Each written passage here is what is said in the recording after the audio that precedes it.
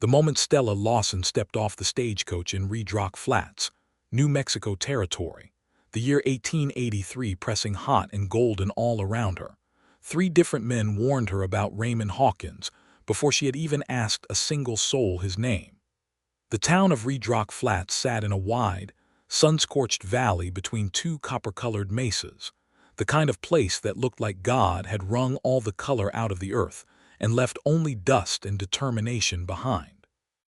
The main street ran a quarter-mile of crooked storefronts, a dry goods store, a barbershop, a saloon with a sun-faded sign reading the Copper Spur, a small church with a listing steeple, and a land office where a hand-lettered notice in the window advertised homestead claims at $2 an acre. It was not the kind of town that featured in anyone's romantic imagination, and yet Stella had come here on purpose, with a carpet bag in her right hand and her late mother's silver brooch pinned to the collar of her traveling dress, because this was where her brother Nathaniel had staked a claim 2 years prior and had since stopped writing letters with any regularity.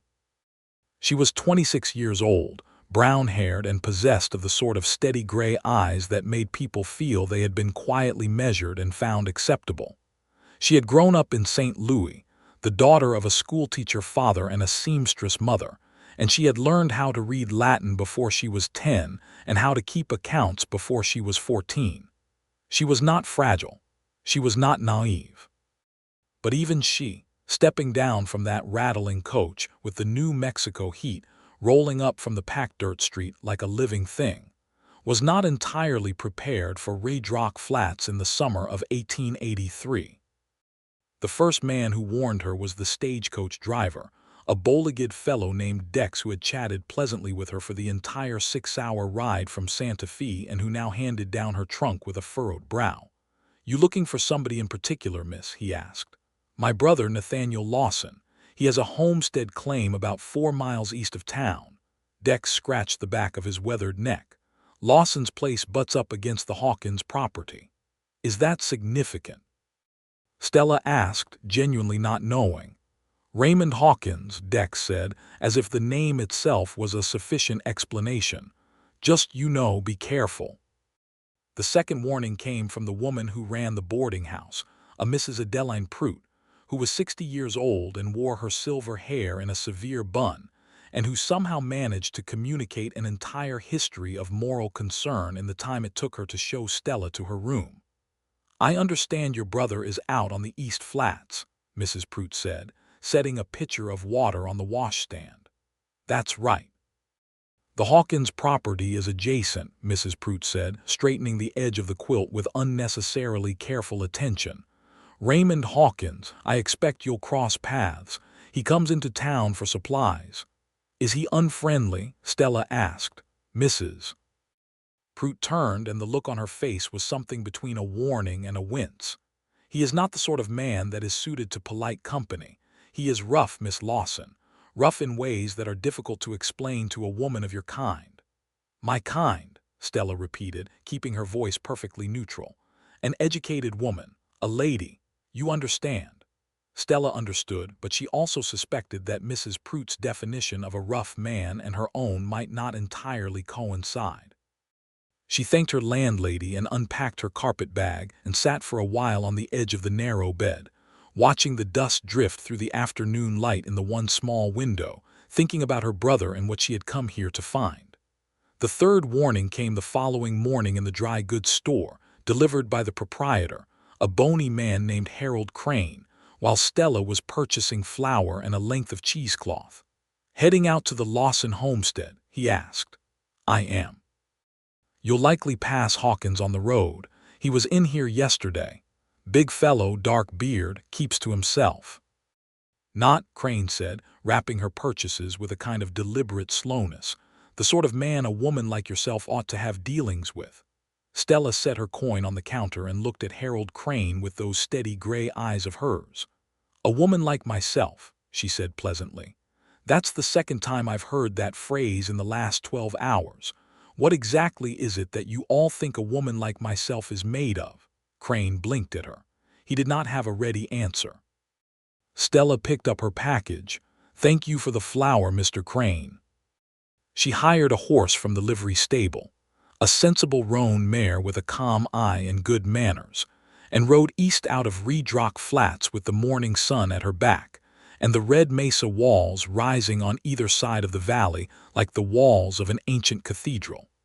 The land out here was enormous in a way that St. Louis had never prepared her for. It went on and on past the point where the eye could reasonably follow, all sage and yellow grass and the occasional twisted juniper, and the sky above it was the deep, hard blue of a sky that had never been argued with. She found Nathaniel's homestead by the bend in the dry creek bed that he had described in his last proper letter, the one from 8 months ago.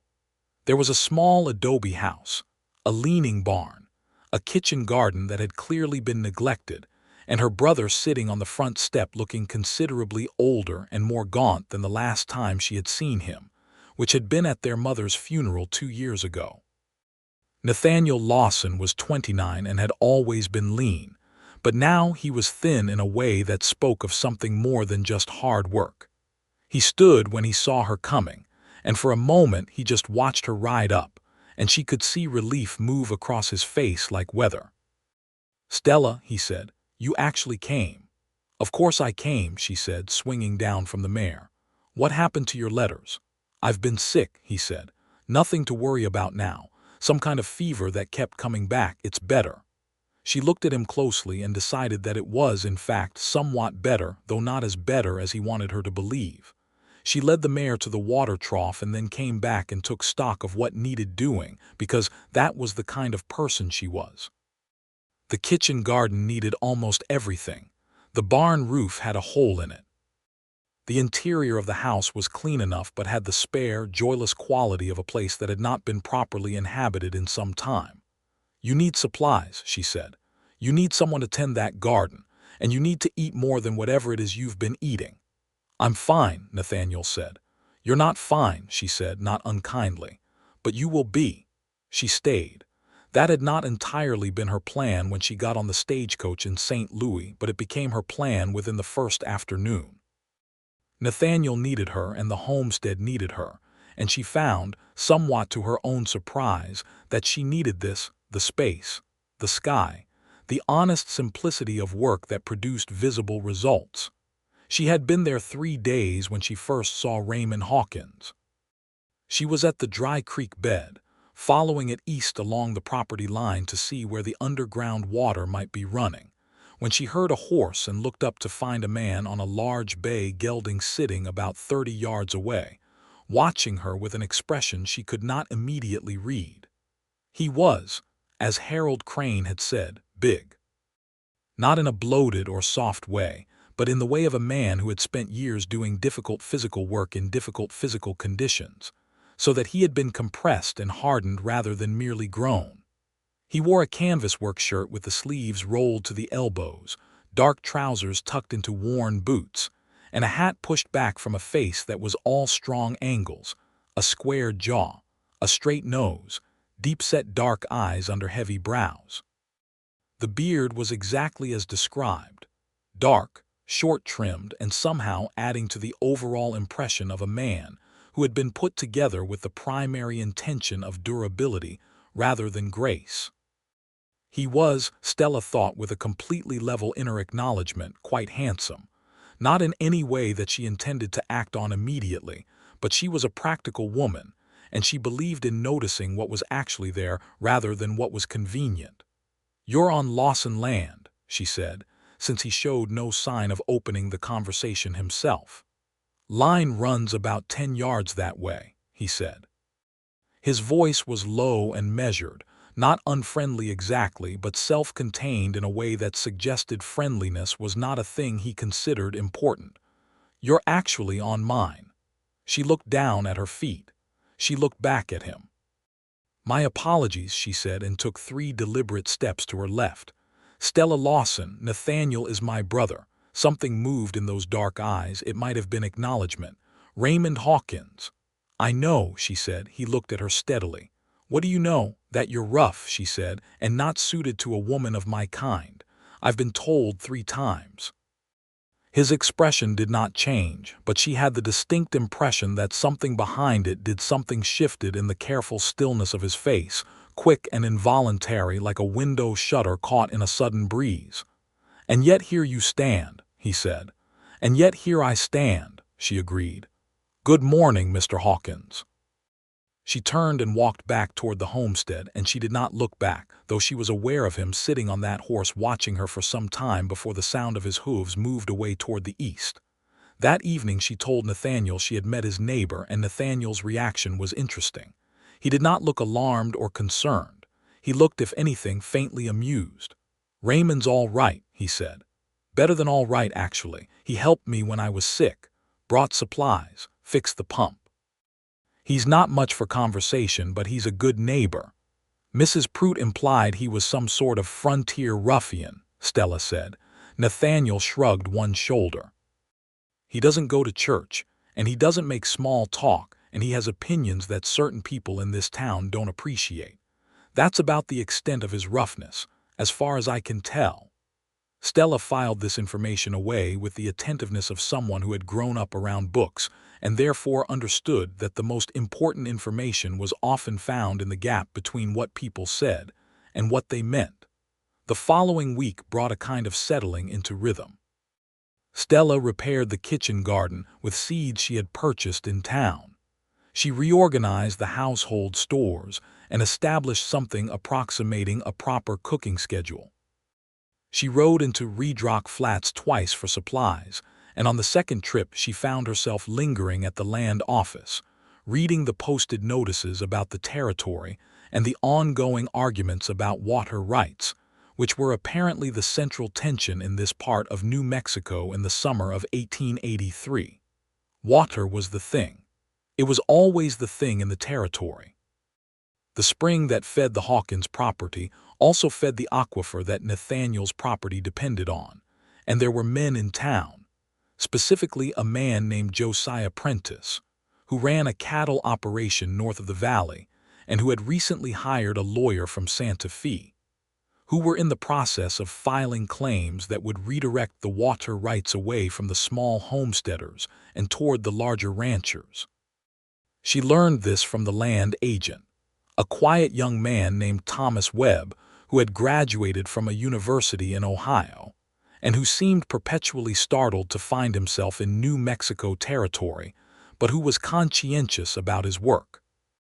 He explained the water rights situation to her with careful precision, and she listened with equal care. "It affects the Hawkins property as well," he said. "Both properties draw from the same source. Mr. Hawkins has been fighting the claim in the territorial courts for about 4 months. "And how does that proceeding look?" she asked. Webb looked uncomfortable. "Mr. Prentice has resources that small holders generally don't, and his lawyer is thorough." Stella bought a copy of the territorial water rights statute from the land office for $1 and read the entire thing that evening by lamplight, with her feet tucked up under her on the chair, and the night sounds of the desert coming through the open window. She was not a lawyer, but she had a clear, logical mind, and she understood what she was reading. By the time the lamp oil ran low, she had some thoughts about the case that struck her as potentially useful. She was less certain about what to do with the thoughts, because they required bringing them to Raymond Hawkins, which was a thing she found herself thinking about with a frequency that she was willing to admit, in the privacy of her own mind, had not entirely to do with water rights. She went to his property the next morning. She did not send word ahead or make any particular arrangements. She simply rode east past the dry creek bed and across the property line to where his ranch house stood, a larger, more established structure than Nathaniel's, solidly built of adobe and timber, with a proper barn behind it and a corral where 3 horses stood in the morning shadow. A working property, clearly, competently maintained. Raymond Hawkins was at the corral when she arrived, working with a young horse on a lead line. He looked up when she rode in, and again there was that quality in his expression of a man who was extremely good at not showing what he was thinking. "Miss Lawson," he said, "Mr. Hawkins, I want to talk to you about the Prentice water claim." He stopped what he was doing with the horse, wrapping the lead around the fence post with a practiced motion, and turned to face her fully. He was watching her with a kind of careful attention that made her feel, not uncomfortably, very seen. "Come down, then," he said. "I'll get coffee." The inside of his house was not what she had been led to expect by Mrs. Prout's descriptions. It was spare but not bare. There were books on a shelf, real books, not just almanacs. She could see Thoreau and a well-worn collection of Shakespeare and what appeared to be a Spanish grammar. There was a table of solid, well-made carpenter's work. The floor was swept. Whatever Raymond Hawkins was, he was not careless. He poured coffee from a pot on the stove and set it in front of her without ceremony, and she spread the territorial statute on his table and showed him what she had found. "The Prentice claim hinges on prior appropriation," she said, tracing the relevant passage. "But prior appropriation in this territory requires documented first use. If you and Nathaniel can document that your wells predate Prentice's grazing operation on that land, the claim fails." Raymond was reading over her shoulder. He was very close. She was aware of this in a way that she decided was simply a fact and not a problem. "Prentice filed his original range claim in '79, Raymond said, his voice near her ear. "I dug the main well in '77. Do you have documentation?" "I have the original deed and the surveyor's notes from when I bought this land." He straightened.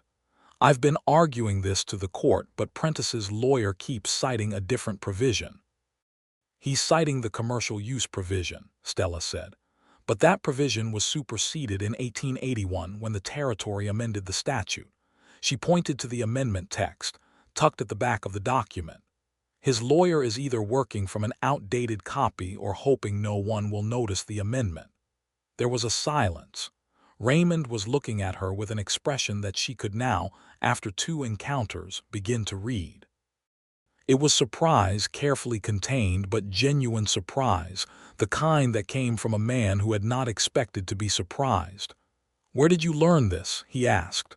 "I read it," she said simply. He looked at the document. He looked at her. He picked up his coffee cup and drank from it slowly, and over the rim of the cup those dark eyes were studying her with an intensity that she felt, quite physically, somewhere in the vicinity of her sternum. "I'll take this to the court in Santa Fe," he said. "You'll need a lawyer to present it properly. Thomas Webb at the land office might know of someone." "Webb's all right," Raymond said. "He's honest." "I think so too," Stella said. She finished her coffee and rolled up the statute and gathered herself to leave, and at the door she paused because Raymond had followed her to the threshold and was holding the doorframe in one large hand and looking at her with something in his face that was not quite resolved. "Why are you helping?" he asked, not suspiciously, genuinely wanting to know. "Because Nathaniel's water rights are tied to yours," she said, "and because it's the right thing to do." He nodded slowly. That was enough for him, apparently. But she thought, riding back through the sage in the morning sun, that it had not been the only reason, and that he probably knew that, and that this was a thought she would sit with for a while before deciding what to do about it. What happened next came about through the particular logic of proximity and work, which is the most honest kind of falling in love. Raymond Hawkins began coming to the Lawson property with a regularity that had started as assistance. He fixed the leaking section of the barn roof. He helped reroute the kitchen garden irrigation, but that gradually became something less easily categorized. He would arrive in the early morning while the desert was still cool and blue-shadowed, and he and Nathaniel would work on whatever needed working on, and Stella would have coffee and breakfast ready by the time they came in from the morning's labor. She would eat with them. She and Raymond would talk, or sometimes sit in a companionable silence that she found, rather than uncomfortable, deeply restful. He was not a man who spoke for the sake of filling space, and she appreciated this in a way she had not known to appreciate it, until she experienced its absence in every conversation she had ever had with every other person in her life.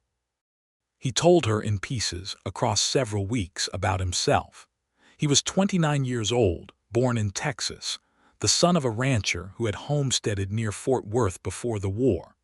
His father had died in the war, one of the Confederate dead at a small engagement she had never heard of, and his mother had managed the land alone until Raymond was old enough to work it with her. He had come to New Mexico Territory in 1876, at 22, with money he had saved driving cattle up from Texas, because he wanted land of his own in a place where land was still possible to own outright on a working man's savings. He had built the ranch house himself, with help from two Mexican families who had been working this land for a generation before any Anglo settlers arrived, and who knew the adobe trade the way Raymond knew cattle, which was to say thoroughly and without pretension. He spoke of the Mexican families, the Garcias and the Rays, with a plainness of respect that told her something important about the kind of man he was. In 1883, there were men throughout the territory who spoke of the Mexican and Apache and Navajo peoples who had been there for centuries before the Anglo settlers arrived, with a contempt that they did not even recognize as contempt because it was so habitual. Raymond Hawkins was not one of those men. He knew the injustice of it and said so, not loudly or performatively, but the way a man states a fact he has long since settled into as simply true. This was their land first, he said one evening, when they were sitting on Nathaniel's porch after supper with the stars coming out enormous over the desert. The Treaty of Guadalupe Hidalgo was supposed to protect land grants for the Mexican families. Most of them lost their land anyway. The Garcias kept theirs partly through luck, and partly because their patriarch was a man who understood every legal mechanism available to him and used them all. "I didn't know that about the Garcias," Stella said. "Not many people bother to know it," Raymond said. He was looking at the stars, and in profile his face had a gravity that she had come to recognize as the outward expression of a man who thought carefully and felt deeply, and had learned not to show either of those things too readily. "I think it's worth knowing." She thought about St. Louis and the conversations she had had there, and how few of them had had this quality, this sense of someone talking about the real world rather than the imagined one. She thought about the 3 warnings she had received and how none of them had mentioned any of this, how none of the people who had warned her had apparently known anything about Raymond Hawkins beyond the surface of him. "Tell me more," she said. He turned to look at her. It was a particular turn of the head, slow and measuring, and when his eyes met hers there was something in them that she had not seen before, a kind of openness, sudden and unguarded, as though the phrase had slipped past some habitual defense. He opened his mouth. He closed it. He started again. "The Garcias," he said, and stopped. He looked back at the stars. His hands, resting on his knees, had closed briefly into fists and then released. "You're the first person," he said, "who's ever asked me that." Stella felt the precise quality of that moment settle over her. She did not say anything. She understood that she did not need to. He talked for a long time after that, longer than she had ever heard him talk, about the Garcias and the water and the history of this valley, and the way the land felt like the most honest thing he had ever known. And she listened with all of herself, and the stars moved slowly over them, and at some point Nathaniel had gone inside and neither of them noticed. When Raymond finally ran quiet, the desert night spread wide around them and the only sound was the small domestic singing of the crickets. He sat for a moment in the aftermath of himself. She could see it on his face, the slight bewilderment of a man who has said more than he intended to and is not certain what it means. "I don't do that," he said, "talk that much." "I know," she said. "I'm glad you did." He looked at her with those dark eyes in the starlight. He said, "So am I." He rode home shortly after, and Stella went inside and lay on her narrow bed in the dark for a long time before she slept, feeling the night air come through the window and turning something over and over in her mind that was not quite a thought yet, was more like a hum, warm and low, in the center of her chest. The water rights case moved forward. Raymond engaged a young lawyer named Marcus Delgado from Santa Fe, who had come to the territory 3 years prior, and who knew the territorial statutes better than anyone Stella had encountered yet. She went to Santa Fe with Raymond in September for the preliminary hearing, sitting in a hot courtroom with the territorial judge presiding over a table of papers and arguments, while Josiah Prentice and his imported attorney sat on the other side looking annoyed by the inconvenience of being contested. Marcus Delgado was precise and prepared. He presented the 1881 amendment. He presented Raymond's original deed and the surveyor's notes from 1877. He presented Nathaniel's homestead claim, filed in 1881, which also predated Prentice's grazing expansion on the relevant land. Prentice's attorney argued for 3 hours, and the judge listened with an expression of mild impatience throughout. At the end of the day, the judge deferred ruling for 30 days, which was not a victory but was not a defeat. Marcus Delgado said quietly that the posture of the court was encouraging. Stella, sitting in the gallery, had thought so too.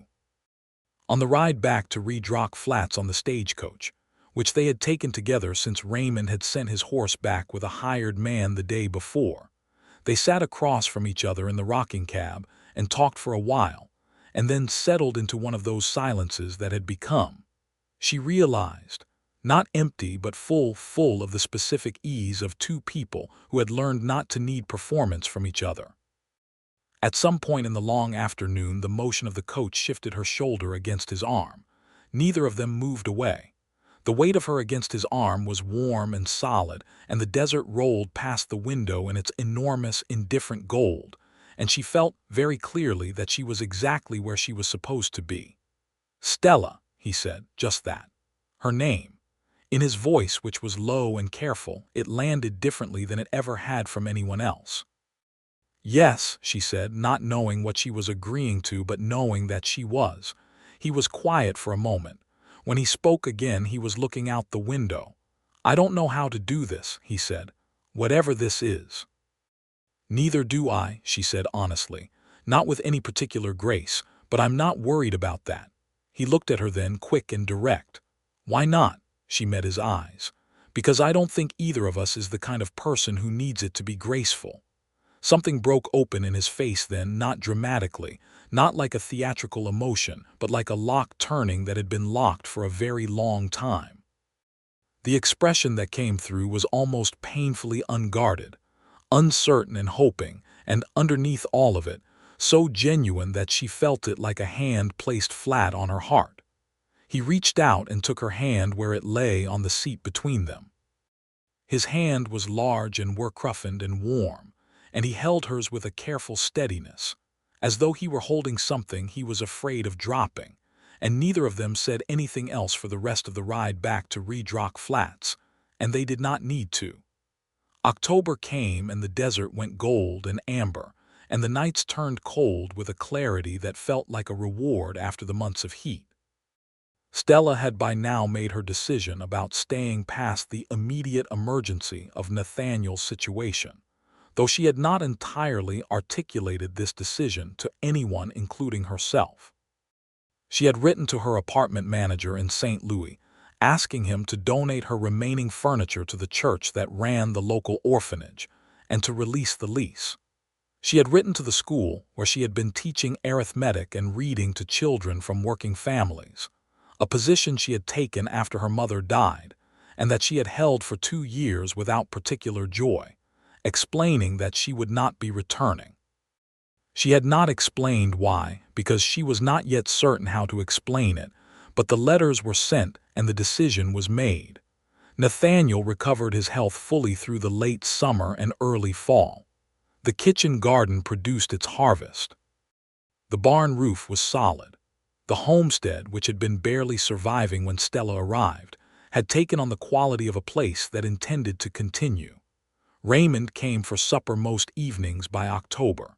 He and Nathaniel had fallen into an easy friendship over the course of the summer, the kind of friendship that develops between men who work alongside each other and discover that they share a fundamental seriousness about the things that matter. Nathaniel had observed the thing between Raymond and his sister with the unspoken patience of an older brother who has run out of reasons to interfere and is, honestly, relieved. One evening in mid-October, Raymond arrived earlier than usual before supper was ready and found Stella alone in the house because Nathaniel had ridden to a neighbor's place to return a borrowed harness. Raymond stood in the doorway for a moment with his hat in his hands, and there was something in his manner that was different from his ordinary manner, a tension he was carrying that he did not generally carry. "Come in," Stella said. "Coffee?" "Yes," he said. He sat at the table and put his hat down and was quiet while she poured, and she let him be quiet because she could see that he was working towards something and he needed the space to reach it. She brought the coffee and sat across from him and waited. He looked at his cup, he looked at her. "I want to ask you something," he said. "All right," she said, "and I need you to know that however you answer it, things will be the same between us. In terms of being neighbors," and he stopped. He set his jaw. "I'm saying it badly." "You're saying it fine," she said. "Go ahead." He looked at her with those serious dark eyes, and she could see, quite clearly, the effort it cost him to say the words plainly without any armor around them. "I want to court you," he said, "properly, if you'd have that." Stella looked at him for a long moment. She thought about Mrs. Prout and Harold Crane and Dex the stagecoach driver and all the warnings and what a woman of her kind was supposedly made of. She thought about the stagecoach from Santa Fe and his hand warm and certain around hers. She thought about the night on the porch and him talking with the stars out overhead and the way he had said she was the first person who had ever asked. "Yes," she said. He released a breath that he had clearly been holding for some time. "All right," he said. "All right," she agreed. He reached across the table and covered her hand with his, the way he had on the stagecoach, that same careful steadiness, and they sat like that in the lamplight while the October wind moved around the outside of the house, and the coffee cooled between them, and neither of them felt even the slightest need to say anything more. The courtship, by the standards of Raydrock Flats in 1883, was unconventional. Stella did not sit demurely in a parlor, while Raymond presented himself to her brother for formal permission. Nathaniel would have found this arrangement somewhat absurd given that his sister could, and frequently did, argue him into the ground on any topic she chose, and Raymond would have found it dishonest, given that the thing between them had been growing with its own logic since the morning she had walked 3 steps to her left on the property line and told him what she knew about him. What the courtship actually looked like was this: long evening rides on horseback through the desert, which was magnificent in the fall, all the color and the enormous sky, and the way the air smelled of sage and cedar, and the beginning of winter. Conversations that ran from water rights to books to the nature of justice, in a place where the law had not quite arrived, yet to the small particular details of 2 lives being laid out for examination. The discovery, continuing and ongoing, that they agreed on more fundamental things than she had expected, and that where they disagreed, the disagreement was interesting rather than divisive. She read to him, sometimes. He liked this in a way that surprised her until she understood it.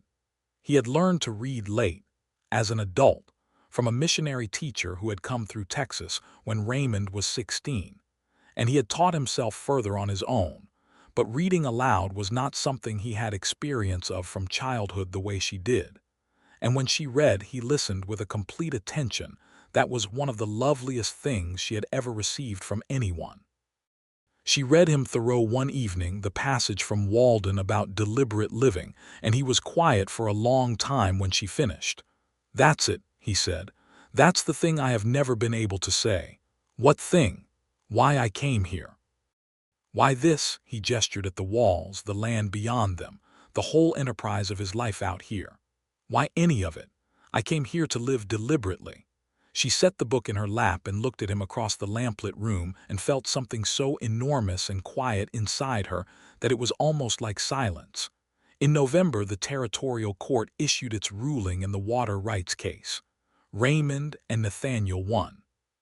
The Prentice claim was dismissed on the grounds of prior appropriation by the existing homesteaders. Josiah Prentice filed an appeal, which Marcus Delgado said was standard practice and which he was confident would fail, and which the judge subsequently dismissed 4 months later, But on the November evening when the first ruling came through, Raymond rode to the Lawson homestead with the document in hand and his face showing something she had rarely seen on it: unconstrained joy. He looked years younger. He looked the way a man looks when a weight he has been carrying so long he forgot it was there is finally set down. Nathaniel shook his hand and broke out a bottle of whiskey he had been keeping for a significant occasion. Stella put her arms around Raymond's neck, which was the first time she had embraced him, and his arms came around her with a certainty that felt like he had been waiting for the specific occasion to permit it. He held her for a moment, his chin against her hair, and she felt his whole large frame breathe in and out. "We did it," he said quietly, in a voice that was for her. "You did it," she said. "I just found the amendment." "Stella." He said her name with a gravity that made her tilt her head back to look at him. "You did far more than that." She looked up at him for a long moment, and something in the room had changed, had become very still and very focused the way the air changes before lightning. She was aware of Nathaniel in the periphery deliberately becoming very interested in the whiskey bottle, and then moving to the far end of the kitchen. Raymond's hands were warm and firm at her back, and he was looking down at her with an expression so full of unguarded feeling that she thought her heart might not be large enough to contain her response to it. "I love you," she said, because she was not a woman who saw the point of waiting once she had arrived at a certainty. The words hit him like something physical. She watched it happen, the way his face moved through surprise and then something that was past surprise, something that was almost overwhelmed, his chest rising on a long breath that he held for a moment before releasing. His arms tightened around her and he pressed his face briefly against the top of her head, and when he raised it again his eyes were bright in a way that had nothing to do with the whiskey. "I love you," he said. "God help me, I've been trying to figure out how to say that for 2 months." She laughed against his shoulder, and he laughed too, a low, real laugh that she had heard him produce exactly twice in the entire time she had known him, and that she had each time catalogued as one of her favorite sounds in the world. Nathaniel, from the far end of the kitchen, said, "All right, I'm happy for both of you, but I am not going to stand here holding this whiskey all night." And they separated, and all three of them drank to the victory that was, that night, larger than just a water rights case. November moved into December, and the desert in winter had its own austere beauty: the cold mornings, the crystal midday light, the early dark, and the firelit evenings. Raymond had made it a formal question of courtship intent to Nathaniel, who had received it with the matter-of-fact acceptance of a man who has seen the thing coming for several months. And Stella and Raymond had had their own conversation, direct and honest as all their conversations were, about what they each wanted and what their life together might look like, because neither of them was the kind of person who preferred romantic ambiguity to plain understanding.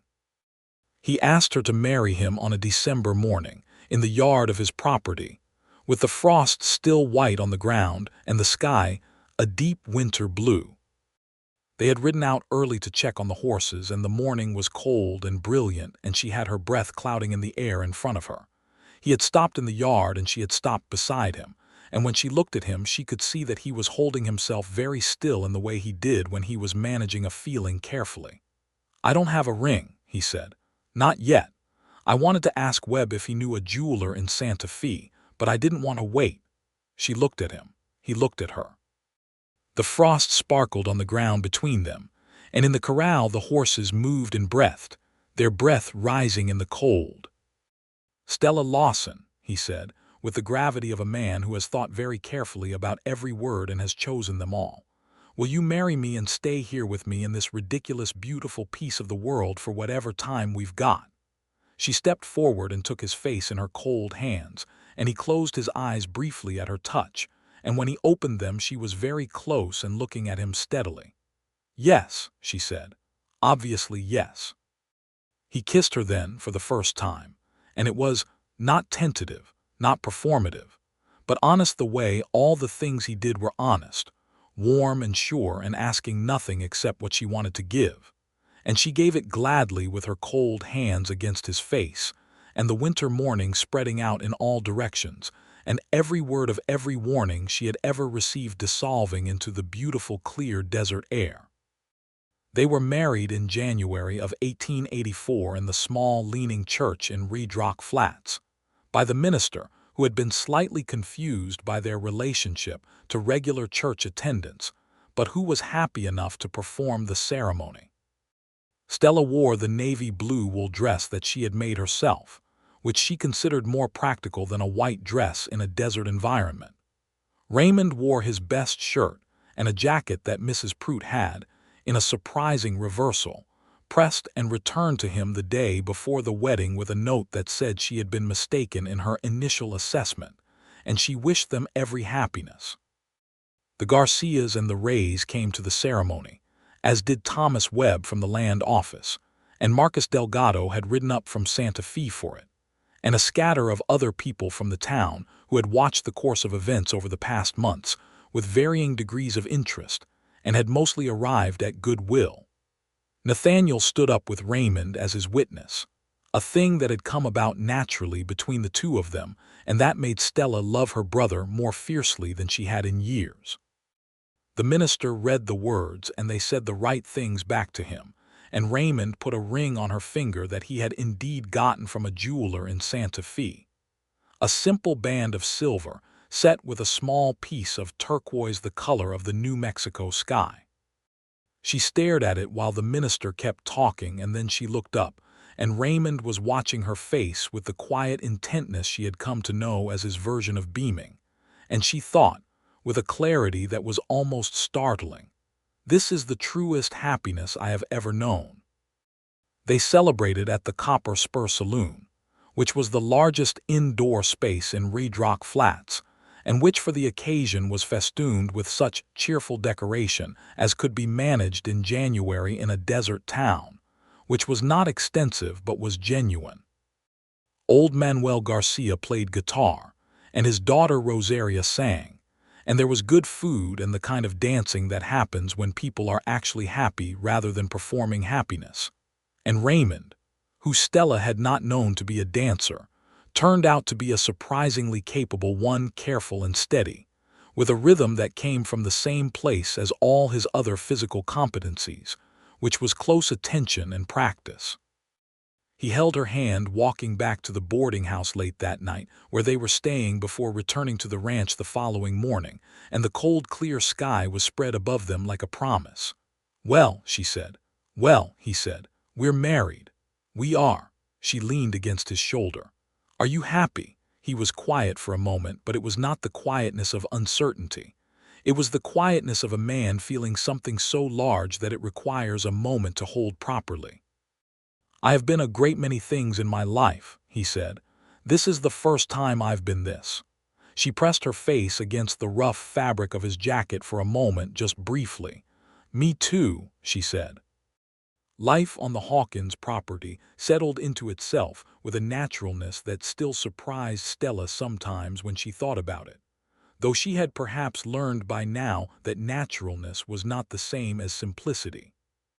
The ranch required constant work, particularly in the spring when the calves came and needed attention, and the irrigation channels needed to be cleared after the winter, and the endless maintenance of structures and fencing and equipment. That was the actual texture of agricultural life in the New Mexico territory. Stella worked alongside Raymond, not because she felt she had to prove something, but because it was her home and her land and her life, and she was not someone who watched from the side. She learned things she had not expected to learn: how to read the weather by the color of the western sky, how to tell a horse's health by the quality of its eye, how to mix adobe mud for patching walls, how to coax water from a well that was running low. Raymond taught her some of it. Old Manuel Garcia taught her some of it. The land itself, which was indifferent and specific and endlessly informative, taught her the rest. She also kept her own work going, her reading, her accounts, her letters. She corresponded with Thomas Webb about the ongoing administration of the homestead grants in the valley, and she wrote 2 detailed letters to the territorial legislature about the water rights situation that Webb told her later had been read into the record.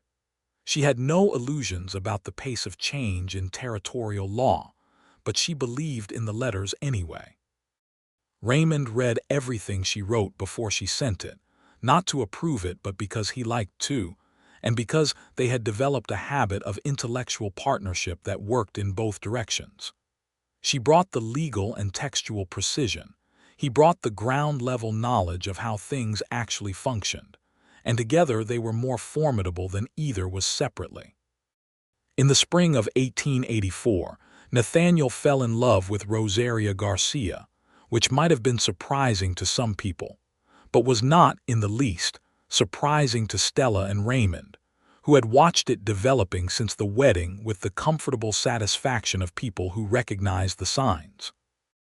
Rosaria was 24 and sharp and funny, and had strong opinions about everything from water management to the proper construction of adobe walls, and she and Nathaniel circled each other for 6 months before they arrived at the same point Stella and Raymond had arrived at, though with somewhat less efficiency.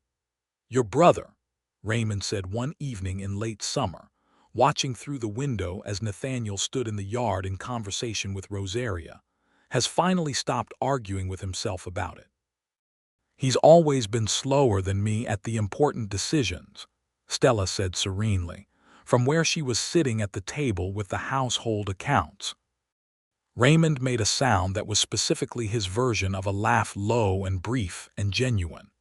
They were sitting in the comfortable domesticity of a late summer evening, the lamp lit, the windows open to the warm night air, and Stella was very aware, in the way that she had become accustomed to being aware of him in any room, of his presence at the other end of the table where he was mending a piece of harness. This was the texture of her life now, and she loved it with a depth that sometimes caught her unexpectedly, not because it was grand or demonstrative, but because it was real. She was also, though she had not yet said anything about it, quite certain that she was expecting a child. She had been certain for about 3 weeks and had been waiting for the right moment, which she had decided, over the past several days, was not a moment she needed to engineer. It would come. It came that evening after supper, when Raymond was sitting on the porch in the last of the evening light, and she came out and sat beside him in the second chair, and for a while they watched the desert go dark. "I think we're going to have a child," she said. The silence that followed was different from all the other silences she had known him to produce. She turned to look at him, and his profile against the darkening sky was very still, and then he turned to her with an expression so raw and open that she felt it like a physical warmth. He reached over and took her hand the way he always did, careful, deliberate, steady, and held it without speaking for a long moment, and she could feel from the quality of his grip that he was managing an emotion that was larger than anything he had quite a word for. "When?" he finally said. "Spring, I think. Maybe March." He raised her hand and pressed his lips to her knuckles slowly and kept them there for a moment. When he lowered her hand, he did not let go. "I'll have to rebuild the smaller room," he said, eventually. "Eventually, yes," she agreed. "I'll start in October." "All right."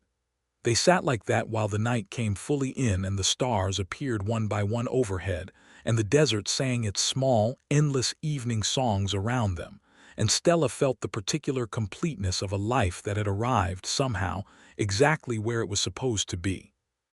The boy was born in February of 1885, not March as Stella had estimated, arriving 3 weeks early on a cold, clear morning when the desert outside was hard with frost. Raymond had ridden at speed to fetch the midwife, a capable Mexican woman named Dona Carmen, who had been delivering babies in this valley for 30 years, and who arrived with the calm efficiency of someone who had managed situations considerably more complicated than this one. The labor was long, and Raymond spent most of it in the kitchen, which was where Dona Carmen had firmly relocated him, and which he accepted with the obedience of a man who understood when he was out of his depth. He kept the fire going and the water hot, and sat at the table with his hands flat on the surface, and did not move them, because moving them would mean doing something with the energy of his fear, and there was nothing useful to do with it. When Dona Carmen finally came out and told him he had a son, and that Stella was tired but well. The expression on his face was something she filed away to tell her grandchildren about, because she had been delivering babies for 30 years, and she had seen a great many fathers receive the news. But she had rarely seen the pure, unarmored relief and joy that moved across Raymond Hawkins's face in that moment.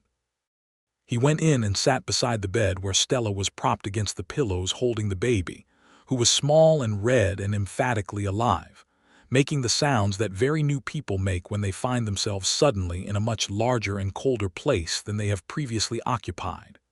Raymond looked at them both. He looked at Stella first, for a long time, in the thorough way he had of seeing her, checking her face and the quality of her eyes and the steadiness of her breathing. She nodded at him slightly, meaning "I am all right truly," and he let out a breath.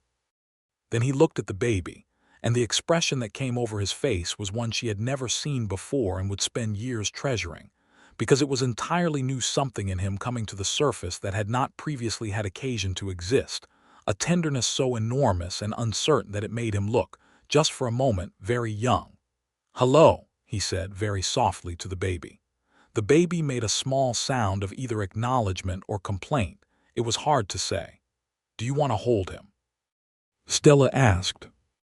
He sat on the edge of the bed, and she transferred the baby into his arms with the careful instruction of a woman who has, in the past 6 months, read every piece of available literature on infant care, and Raymond received his son with both hands and held him as though he were simultaneously the most precious and the most terrifyingly fragile thing he had ever touched. "He's very small," Raymond said, in a tone of slight alarm. "He'll grow," Donna Carmen said from the doorway with professional dryness and went to put on more water. "What shall we call him?" Stella asked. Raymond looked at the baby for a long time. The baby looked back at him with the inscrutable ancient expression of the very newborn who seemed to be regarding the world from a great and inconvenient distance. "Thomas," Raymond said, "for Thomas Webb, who was honest with us, and Henry for your father." Stella's throat tightened. She had not expected him to suggest her father's name. She looked at Raymond, who was still looking at the baby with that expression of enormous careful tenderness. "Thomas Henry Hawkins," she said. "Unless you'd rather know," she said, "it's perfect." Nathaniel arrived an hour later, having heard the noise of the night's activity from the adjacent property, and held his nephew with the proud, slightly bewildered expression of a new uncle. He stayed for breakfast and then rode back to his property, and the news traveled through Redrock Flats in the way that small-town news travels, and by afternoon there were 3 separate people at the door with food offerings, including, to Stella's genuine surprise, Mrs. Adeline Prout with a pot of soup and a warmth in her manner that had not been there 8 months ago. "He's beautiful," Mrs. Prout said, looking at Thomas Henry in his cradle by the stove. "He looks exactly like his father," Stella said, because it was true, the dark eyes were already evident. Mrs. Prout looked at Raymond, who was standing in the kitchen doorway, and then she looked at Stella, and she said, with the particular grace of a woman who has acknowledged to herself that she was wrong, "I believe I may have been hasty in my initial assessments." "I believe you were," Stella said pleasantly. "Would you like coffee?" The years that followed laid themselves down the way good years do, not without difficulty or loss, but with the weight and warmth of real life fully lived. Raymond's ranch grew. He bought additional land when a neighbor went east and did not return, and he ran cattle and maintained the water supply and expanded the corral and added 2 new rooms to the house for the family that was growing. Stella's garden expanded alongside the homestead, not just the kitchen garden now, but a proper orchard that she had started from saplings brought up from Santa Fe, apple and pear, and one somewhat experimental apricot that Raymond was skeptical about, and that turned out to produce fruit so extraordinary that he ate it directly off the branch and said nothing further on the subject. Nathaniel and Rosaria married in the fall of 1884 and were living well on the adjacent property, which had recovered fully, and then some under the combined energy of 2 people who were, as it turned out, both competent and deeply in love. Their first child, a girl they named Clara, arrived in the spring of 1885, 2 months after Thomas Henry, and Stella and Rosaria found in each other a friendship of the kind that is built on mutual respect and proximity, and the shared experience of navigating a particular kind of life, and which is therefore deeper and more durable than most. Thomas Henry Hawkins grew from a small and vociferous infant into a sturdy, curious boy who had his father's dark eyes and his mother's habit of asking questions until he had a satisfactory answer. He was a serious child in the way of children who feel things deeply, but he also had a laugh that started in his whole body and was, unanimously, the best sound on the Hawkins property. Raymond was, as a father, exactly what Stella had somehow known he would be. He was not demonstrative in the public way, not the kind of father who made speeches or gestures, but he was absolutely present and absolutely attentive in the way that his son always knew him to be available, and he taught Thomas Henry things the way he had learned them himself, not by telling but by doing, with patience and without condescension, sitting with the boy in the early mornings to look at the horses, showing him the names of the stars, letting him help with the water channels as soon as he was old enough to carry a bucket. One evening when Thomas was almost 3, Raymond was sitting on the porch after supper with his son asleep against his shoulder, the boy's dark head tucked under his father's chin, and Stella came out and stood in the doorway for a moment looking at them, and the feeling that moved through her was so enormous that it was almost too large for her body to hold. Raymond looked up and found her face and read it, as he always did, completely. "Sit with us," he said. She sat beside him and leaned against his shoulder, and he shifted his arm to take her in alongside their sleeping son, and the three of them sat like that in the warm evening dark while the desert made its night sounds around them. And Stella thought about Mrs. Prout and Harold Crane and Dex and all the warnings, and she thought about the girl she had been stepping off that stagecoach in the summer heat of 1883 with no idea what she was walking into. And she thought she could not have imagined this if she had tried. "What are you thinking?" Raymond asked, low so as not to wake the boy. "I'm thinking about how wrong everyone was," she said. He was quiet for a moment.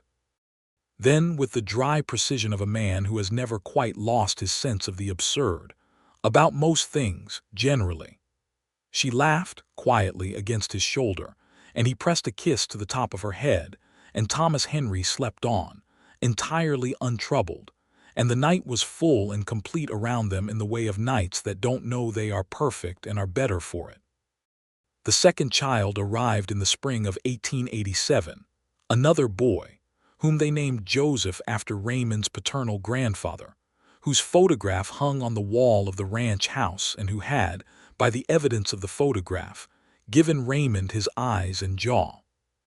Joseph was louder than Thomas had been and more immediately sociable, and from almost the beginning it was clear that where Thomas was quiet and observant, Joseph was going to be the kind of person who arrived in a room and immediately rearranged it to his satisfaction. "He's going to give us trouble," Raymond said, holding 2-week-old Joseph, who was regarding the world with an expression of confident assessment. "He's going to give us joy," Stella said. "Both," Raymond said, and he was right on both counts. With 2 small boys in the house, life was louder and more chaotic and more full than it had been, and there were evenings when Stella fell asleep in the chair by the fire before Raymond could persuade her to bed, and there were mornings when the demands of the ranch, and the demands of the household, and the demands of 2 small humans who each had very clear feelings about what they needed collided in ways that required considerable patience from everyone involved. But there was never a morning when she woke up and was not grateful for where she was. This was not a romantic sentiment so much as a practical fact. The way the sky and the distance and the quality of the light in this particular valley were practical facts, true and verifiable and present every day. Raymond was 33 by now, and the years of work in the sun and wind had settled into his face in a way that Stella found, privately and entirely without apology, even more attractive than the face she had first seen from across the dry creek bed in the summer of 1883. He was the same man, the same gravity, the same careful steadiness, the same capacity for being surprised by things he valued, but he was more himself, in the way that people who are in the right life become more themselves year by year rather than less. One morning in the fall of 1887, he came in from the morning's work early, which was not his habit, and stood in the kitchen doorway with an expression she could not immediately read. "Something happened," she said, leaving the dough she was making. "Nothing bad," he said quickly, reading her alarm. "Come outside."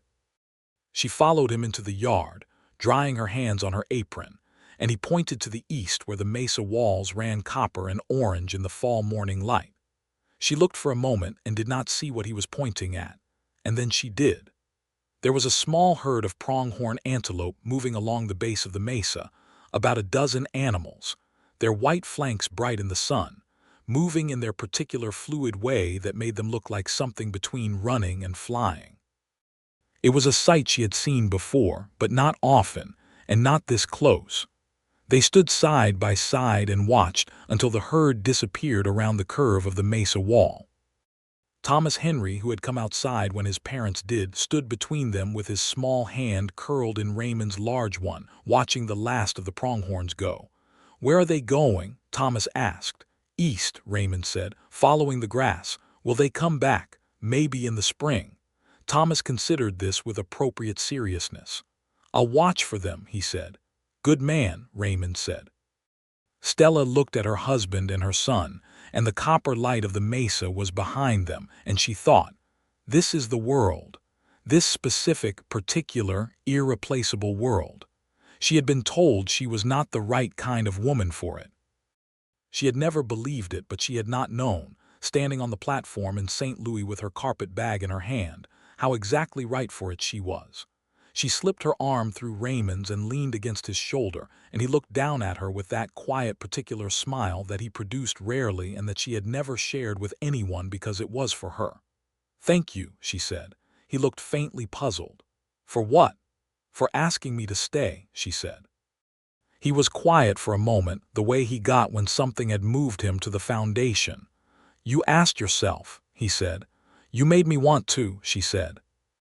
He brought her hand up and pressed it to his chest, and she could feel his heartbeat steady under her palm, the way it always was, the way it had been since the first time she put her hand there, a rhythm she had learned to read the way she read everything, with attention and without pretense.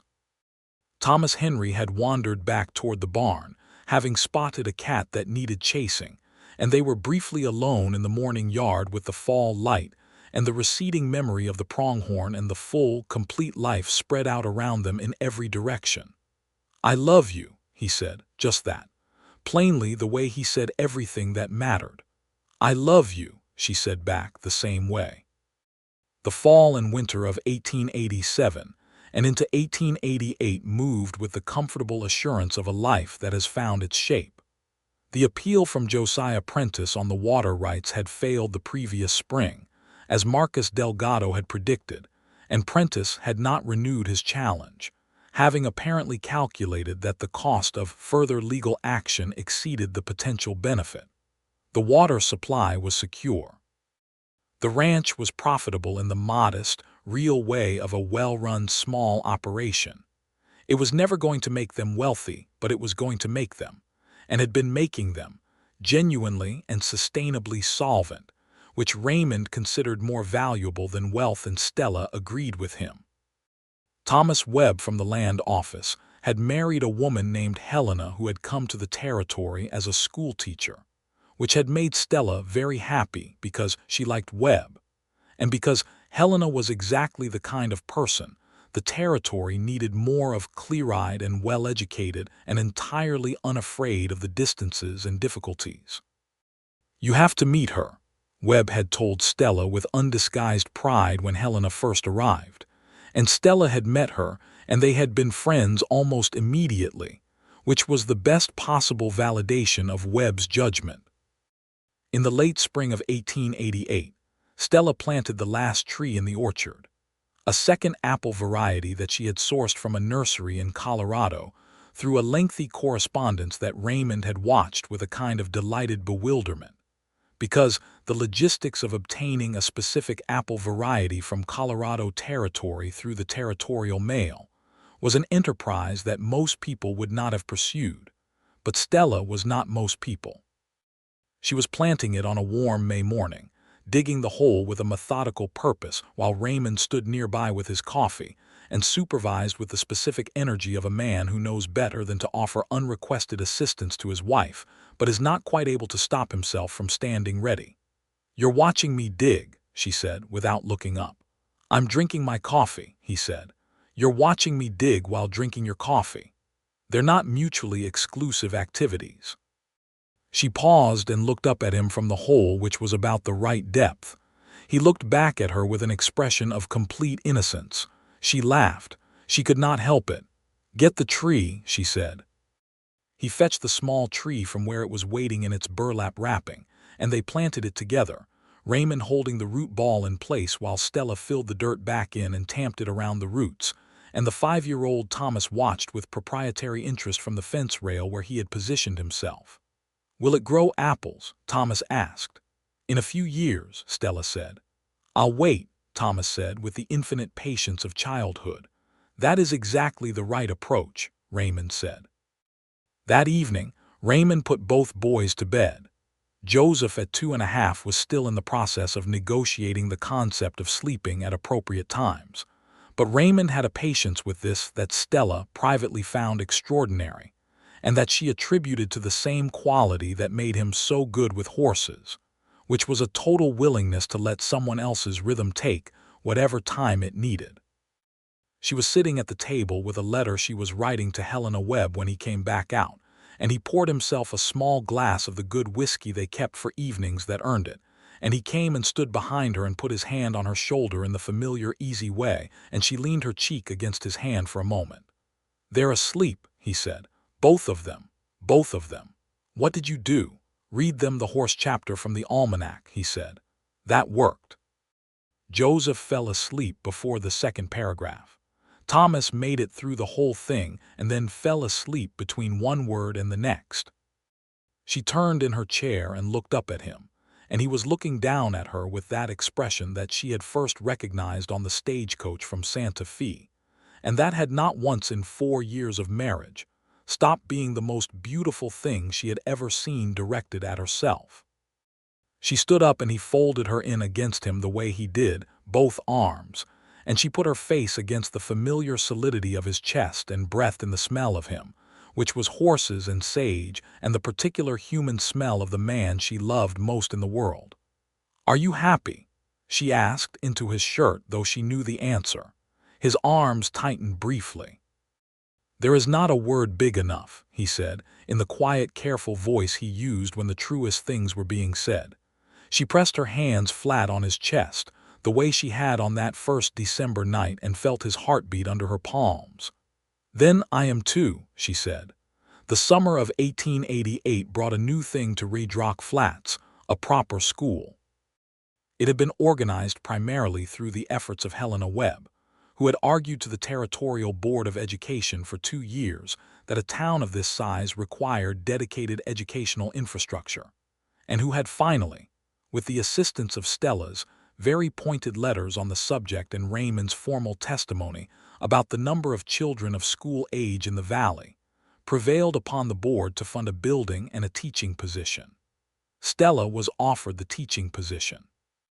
She thought about it for 3 days, which was longer than she needed, but she wanted to be certain, and then she said yes. Raymond had said, when she told him about the offer, "Do you want to?" And when she said yes, he had said simply, "Then do it."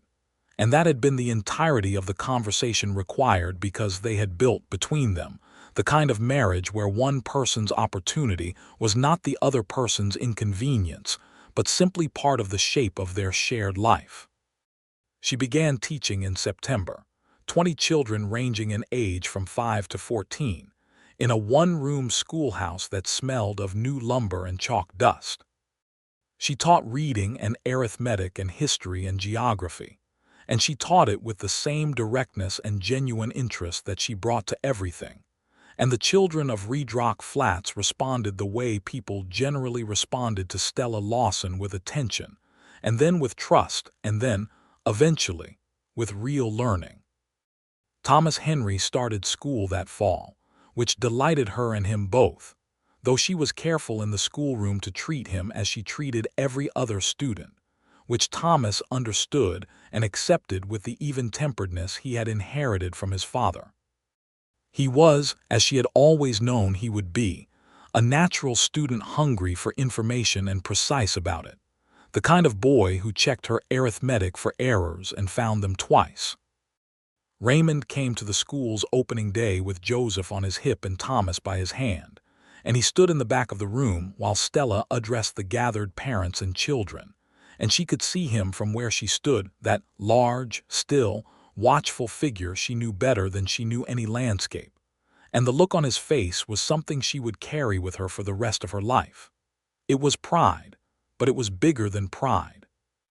It was the particular expression of someone watching someone they love be entirely themselves, and finding that the sight of it is almost more happiness than can be easily contained. She met his eyes across the room and gave him the small, private smile that was only ever for him, and he returned it barely, in the corner of his mouth, and then she turned back to the room and began to teach. The years settled into their rhythm, and the rhythm was good. By 1890, the Hawkins Ranch was one of the most established small operations in the Eastern Valley. The apple orchard was producing fruit. The school was in its second year and had acquired a second room and 24 students. Joseph had started talking with the unstoppable momentum of a child who had a great deal to say and intended to say all of it. And Thomas had turned 7 and could read better than most adults in the valley, and was currently attempting to persuade his father to explain the mathematics of irrigation management, which Raymond was doing with a patience and a genuine engagement that told Stella, as many things had told her, that her husband was a man of considerably more inner complexity than any surface description of him could capture. One afternoon in the fall of 1890, Stella came home from the school to find Raymond at the kitchen table with a piece of paper in front of him, writing slowly and with great care. She set down her things and came to stand beside him and looked at the paper. He was writing a letter to the territorial legislature about the ongoing inequities in land grant protections for the Mexican families of the valley, the Garcias and the Rays, and 3 other families she knew by name. His handwriting was careful and slightly formal, the handwriting of someone who had learned to write as an adult, who treated the act of writing as something that deserved deliberate attention. The letter was, she read quickly over his shoulder, clear and specific and factually grounded and entirely persuasive. She straightened up. He was looking at her. "What do you think?" he asked. "I think you should send it," she said. "Will you read it? Make sure the legal references are right." She sat down beside him and read it through carefully. It was almost entirely right. She suggested 3 small changes of phrasing that would strengthen the legal argument. He made them carefully with the focused seriousness of someone for whom words were not casual things. "There," he said, looking at the final version. "There," she agreed. He folded the letter and addressed the envelope, and she went to make supper. And that evening, after the boys were in bed, they sat on the porch the way they had always sat on the porch, looking at the desert dark, and Raymond said, "I've been thinking about this for 2 years." "I know," she said. "How do you know?" "Because you talk about the Garcias the way you talk about the things that matter," she said, "which is carefully and only when you mean it." He was quiet. "Then you pay more attention to me than anyone ever has. That's what love is," she said. "Isn't it?" He turned to look at her.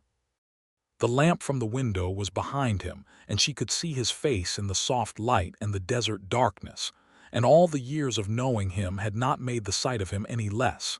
If anything, it had made it more, because all those years were in the face now, in the way that years of honest living accumulate not as damage but as depth. "Yes," he said, "that's exactly what it is." He reached out and tucked a strand of her hair back from her face with one careful finger, and she leaned into his hand the way she always did, And the night was warm and still, and somewhere across the valley, the Garcia's dog was barking at something distant, and the stars were out in their full desert splendor, and Redrock Flats was quiet and lit and alive around them. The third child, a girl, came in the spring of 1891, arriving more promptly and with considerably less drama than either of the boys, as though she had assessed the situation and determined that efficiency was the appropriate response. She was born with her father's dark eyes and her mother's steady gaze, and an expression of alert composure that Donna Carmen said she had never seen on a newborn in 35 years of practice. They named her Margaret Louise Margaret for Raymond's mother, who had managed a ranch alone and raised a son who became this, and Louise for Stella's mother, who had taught her that competence and kindness were not opposites, and that being a woman of a particular kind was a thing you decided yourself. Thomas Henry, who was 8, received his baby sister with the gravity of an elder brother, who understands that a new person has arrived and takes this responsibility seriously. Joseph, who was 4 and who had been lobbying for a sibling without entirely understanding what he was lobbying for, stared at Margaret for a long time and then announced that she was very small, which no one could dispute. Raymond held Margaret the same way he had held Thomas and Joseph, with both hands and that expression of enormous careful tenderness. But there was something different this time, Stella thought, watching him. Something in him had settled further, as though the completeness of their family had reached a place where even he could feel it was complete. "She has your eyes," he said to Stella, which was not entirely true but which Stella understood he was saying because she was the person whose eyes he most wanted to see looking back at him. "She has yours," Stella said, which was entirely true. "Both of them do." "Joseph has yours," Raymond said. "Joseph has a combination that is entirely his own," Stella said, with the accuracy of a woman who has spent 4 years studying her second son with careful interest. "I think he's going to be something we haven't quite prepared for." "I'm prepared," Raymond said. "You say that now," Stella said, and he made the brief low sound that was his laugh and kissed the top of her head, and they sat together with their daughter between them in the afternoon light of the ranch house, in the life they had built from 3 warnings and a property line and the precise, deliberate choice to stay. By the summer of 1892, the Hawkins family had taken on the settled quality of a family that has learned its own shape and filled it out. Thomas Henry was 9 and fully enrolled in the project of his own education, with the fierce independence of a boy who has understood that learning is something you do for yourself. Joseph was 6 and had recently discovered that he had a talent for drawing, which he pursued with the same unstoppable energy he brought to everything, covering every available surface with horses and mountains, and the occasional startlingly accurate portrait of family members who had not necessarily consented to being rendered in pencil on the kitchen wall. Margaret at 1 was a person of considerable opinions and the physical momentum to act on them. Raymond had added a new section to the ranch that employed 2 additional hands, young men who he managed with the same clear, fair seriousness with which he managed everything, and who stayed because fair was not as common in the territory as it should have been, and they knew it. One of them, a young Mexican man named Alejandro, was the grandson of old Manuel Garcia, and Raymond paid him the same wage as the Anglo hand he employed alongside him, which was not universal practice in the territory in 1892, and which Raymond considered not a virtue but simply a minimum requirement of honesty. Stella was in her 4th year of teaching and had by now taught children who had subsequently taught their younger siblings what she had taught them, which was one of the things about teaching that she found most satisfying. The way knowledge moved through a community like water, finding its own level and its own paths.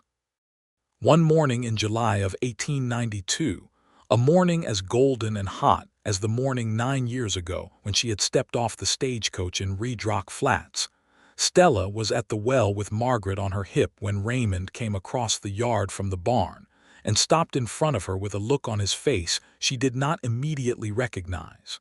She waited. He pulled something from his jacket pocket. It was a letter, official-looking, with a territorial seal.